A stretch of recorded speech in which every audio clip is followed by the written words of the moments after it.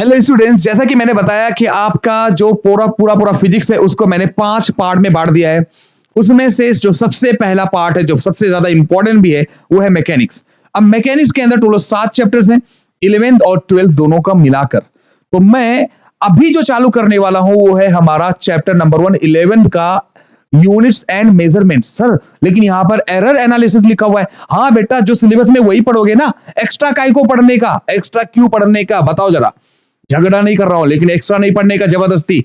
मैं यहां पर जो भी पढ़ाऊंगा ओवरऑल सिर्फ सीईटी होगा, सीईटी के अलावा कुछ भी नहीं होगा। अगर वो सिलेबस आपका जेई नीट में रहे तो थैंक्स, नो प्रॉब्लम, वो आपका काम आने वाला है। लेकिन जो भी यहां पर रहेगा ओनली सीईटी रहेगा, ठीक है, कुछ भी एक्स्ट्रा पार्ट नहीं रहेगा। लेकिन ना तो ज्यादा बताऊंगा ना तो कम भी बताऊंगा, कम भी नहीं हो सकता है, ठीक है।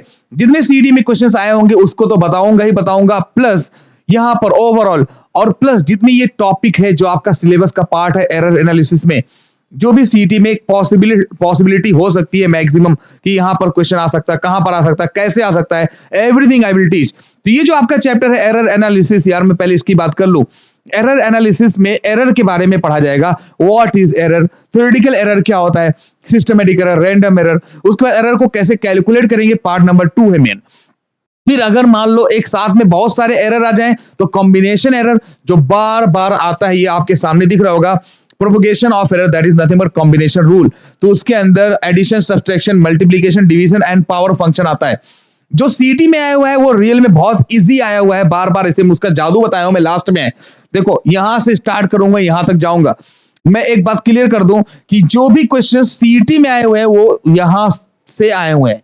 दूसरी बात, जितने भी अक्सर क्वेश्चन जेई में इस टॉपिक से या नीट में आते हैं वो सब इसी टॉपिक से आते हैं। तो आपको लगे तो प्रोपगेशन ऑफ एरर को आप स्टार्ट कर सकते हो डायरेक्ट, लेकिन मैं बोल रहा हूं कंपटीशन किसी के बाप के कंट्रोल पे है क्या, कोई कंट्रोल नहीं करता। तो दैट मींस आपको सब कुछ पढ़ना चाहिए, ठीक है। जो आता है उसको स्किप करके चले जाओ।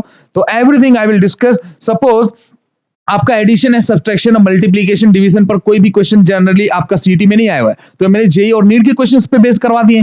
तो मैं जो भी यहां पर पढ़ाऊंगा, एवरी टॉपिक पर जो पढ़ाऊंगा टॉपिक, उस पर क्वेश्चंस रहेंगे, एमसीक्यूज आए हुए, चाहे वो सीटी में नहीं आए हुए तो नीट और जेई कर लूंगा। ऐसे पूरा ओवरऑल टॉपिक एक वीडियो में कंप्लीट करूंगा, एक ही वीडियो रहेगा, उसी में सब कुछ देखना है। जहां से चाहिए आपको मैं ऑलरेडी क्या टाइम्स डाल दे रहा हूं, कहां पर कौन सा पार्ट है वो आप देख सकते हो। It will be really very useful. Let's start the chapter right now. Thank you. Student, अक्सर लोगों को प्रॉब्लम तो यही होता है यार, मालूम ही नहीं होता है कि उनका सिलेबस क्या है। अक्सर क्या काम करते हैं, जो उनके सिलेबस, जो उनके बुक में लिखा हुआ है वही सारा